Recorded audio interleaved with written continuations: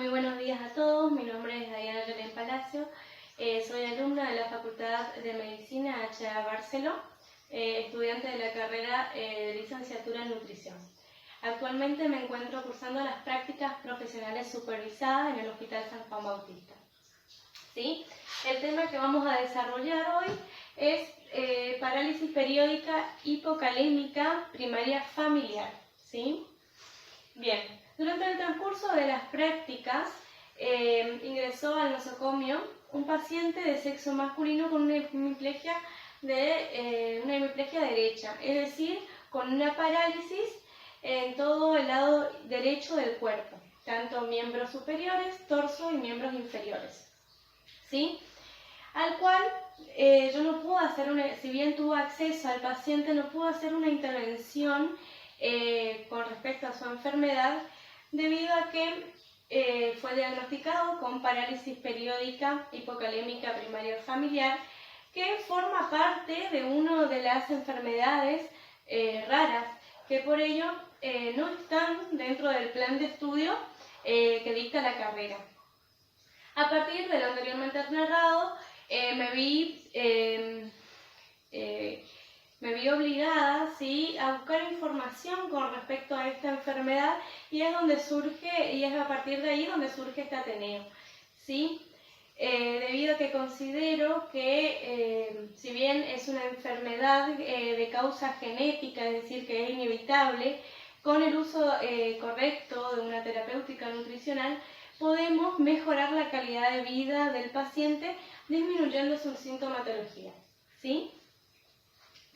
Bueno, para poder realizar esto me tuve que plantear ciertos objetivos, donde el objetivo general, ¿sí?, es establecer una guía terapéutica nutricional de menú semanal para los pacientes diagnosticados con parálisis periódica hipocalémica familiar que ingresen, ¿sí?, al Hospital San Juan Bautista, ¿sí? Y los objetivos específicos es, primeramente, buscar bibliografía científica y profundizar información sobre esta patología, determinar parámetros para la valoración del estado nutricional, determinar los objetivos terapéuticos nutricionales, determinar las estrategias nutricionales que voy a tener en cuenta para cumplir mis objetivos, determinar los parámetros a tener en cuenta al establecer los requisitos nutricionales y realizar una selección de alimentos acorde a la patología y elaborar un menú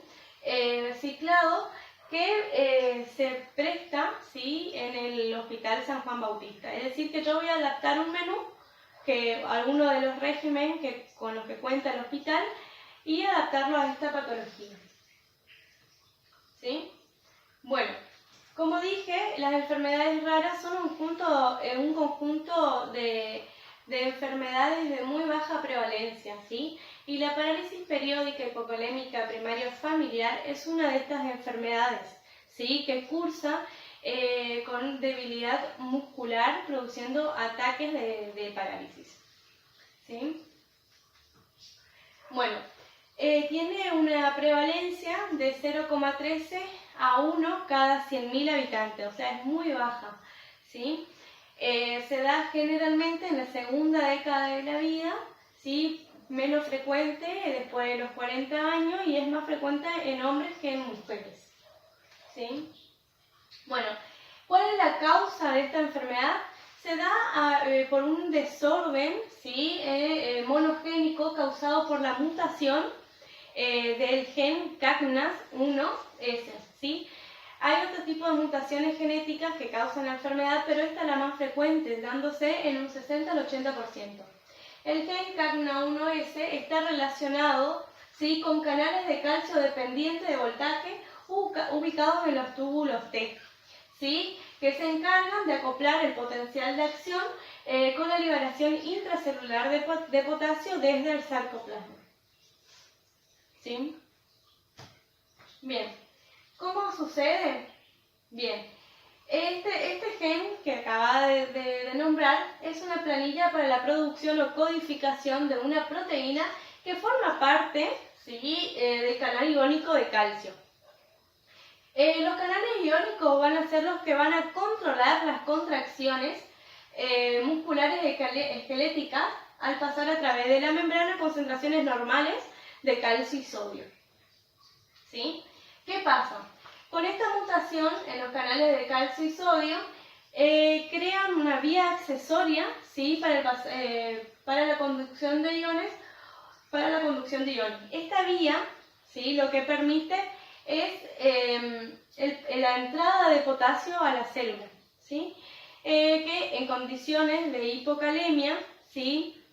La corriente despolarizante hace que aumente su tamaño, ¿sí? Mucho mayor que la corriente repolarizante, lo que produce que la membrana se despolarice, lo cual, sumado a la inactivación de los canales de calcio, produce la sintomatología característica de la enfermedad, que es una flacidez muscular. Bien.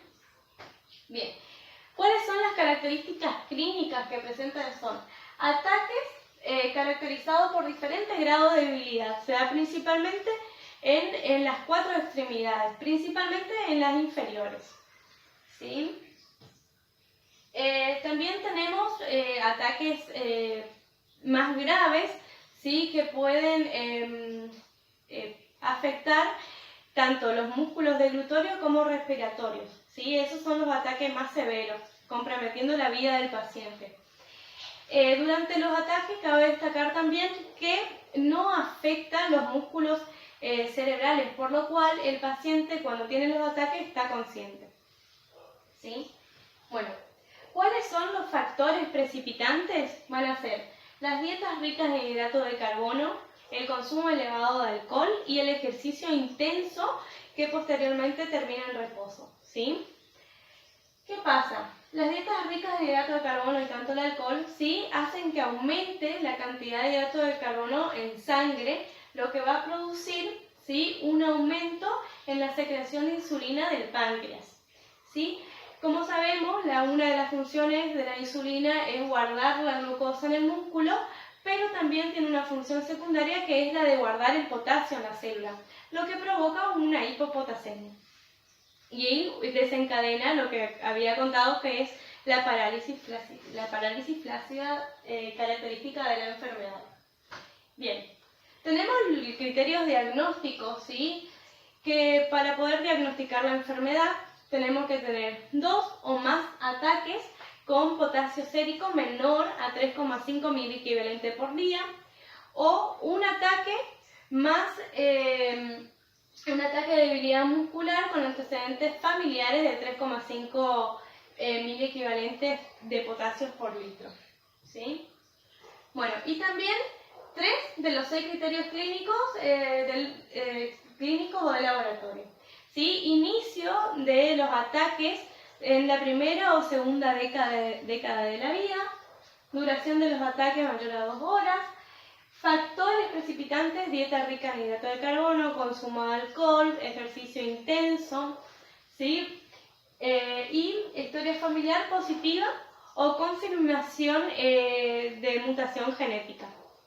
¿Sí? Y también el test de ejercicio corto, que se llama MC-MANIS positivo. Eso es un test que se realiza para evaluar la fuerza de potencial de acción de membrana de la célula. ¿Sí? Bien, ¿cómo podemos prevenir esta enfermedad? A través de dietas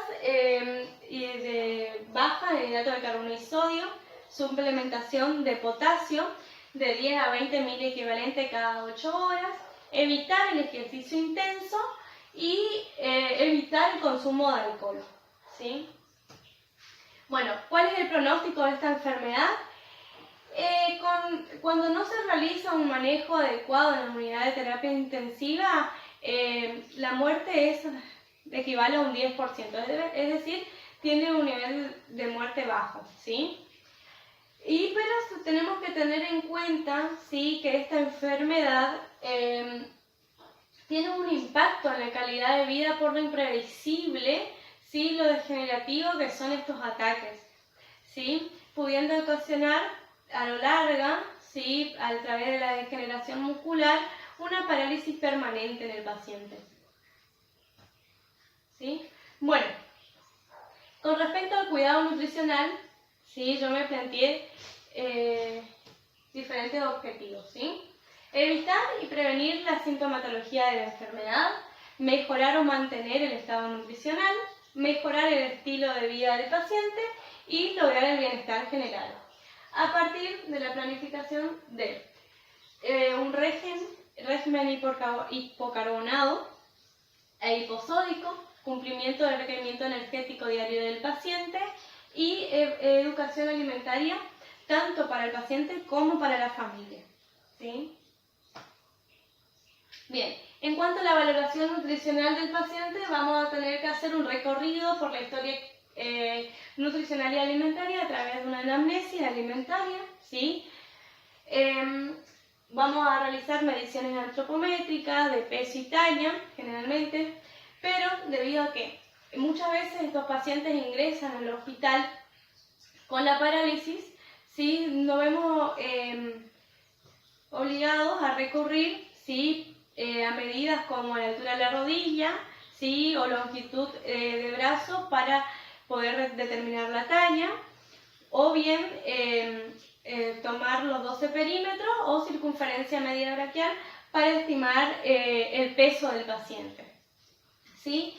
Y para después de eso poder evaluar el estado nutricional a través de los indicadores de índice de masa corporal, porcentaje de peso ideal, porcentaje de peso usual y evaluar el riesgo cardiovascular del paciente también, ¿sí? Vamos a evaluar la evaluación bioquímica y el examen físico del paciente, ¿sí? Bueno, a partir de la determinación de las necesidades energéticas, ¿sí? En las energías se manejarán en función al requerimiento del paciente. Las proteínas se manejarán de un 20 al 25% del BCT, las grasas de un 20 al 40% del BCT. Van a estar aumentadas, ¿sí? ¿Para qué? Debido a que va a ser una dieta hipocarbonada, la energía se obtenga a partir de los hidratos de carbono y no de las energías.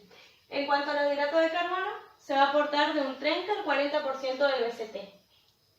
Bueno, y también es importante el suministro de fibra, ¿sí? Debido a que la fibra es un amortiguador, ¿sí? de la glucosa, hace que la glucosa aumente paulatinamente en sangre, lo que va a producir una liberación baja de insulina, ¿sí? Se va a recomendar también en estos pacientes de un 30 al 35 gramos de fibra al día, ¿sí? En cuanto a los micronutrientes que vamos a tener en cuenta van a ser el sodio, el potasio y el calcio. El sodio va a ser una dieta hiposódica, sí que sabemos que una dieta hiposódica es toda aquella que presenta menos de 1200 miligramos de sodio al día. El potasio vamos a cubrir de 3000 a 3500 de potasio al día, miligramos de potasio al día, y el calcio de 1000 a 1200 miligramos de calcio al día. En cuanto a las vitaminas y minerales, deben cubrir con la recomendación diaria del paciente. Muy pocas veces se necesita una suplementación de la misma. Bueno, uno de mis objetivos, como les conté, fue realizar una correcta selección de los alimentos a partir, ¿sí? de la enfermedad del paciente, ¿sí?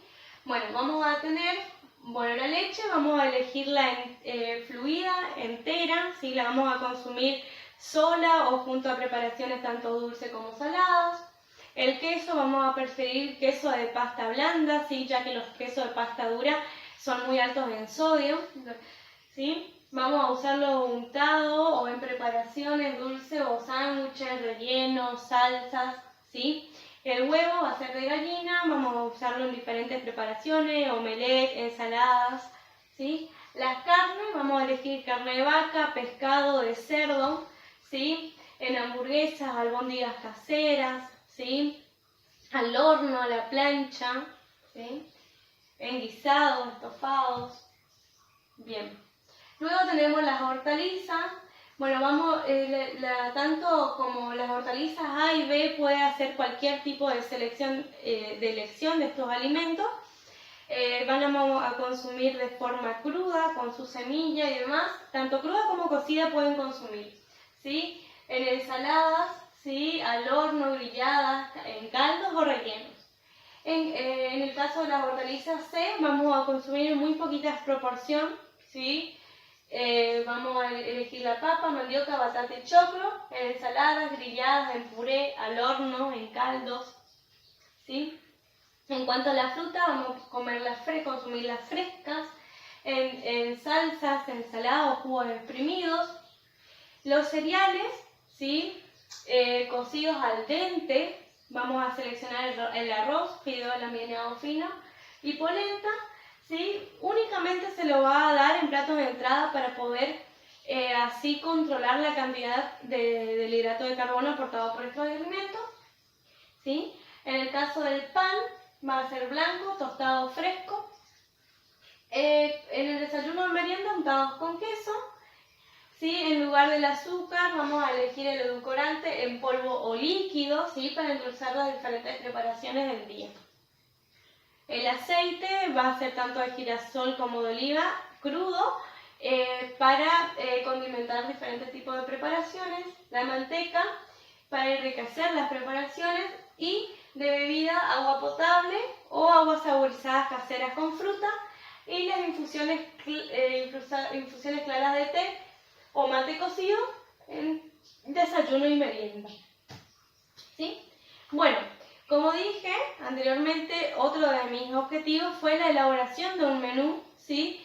A partir de los recursos que contiene el hospital, ¿sí? A partir de una evaluación que realicé, ¿sí? De los regímenes que brinda el hospital, el que mejor se adapta a esta patología es el régimen paradiabético hiposódico, ¿sí? Con diferentes modificaciones, ¿sí? Adaptadas a lo que necesita el paciente, por supuesto.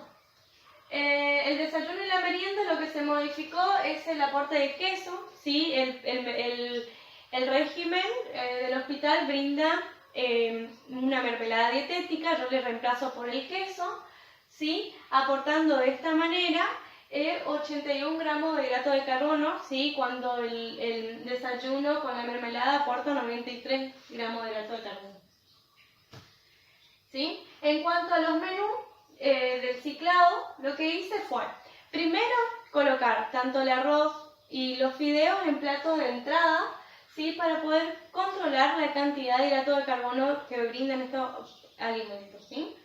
Y en los platos de entrada, los platos principales, lo que hice fue dar la carne con ensaladas, tanto crudas como cocidas. Se va a reemplazar el arroz, el fideo y el puré de estos platos de entrada, ¿sí?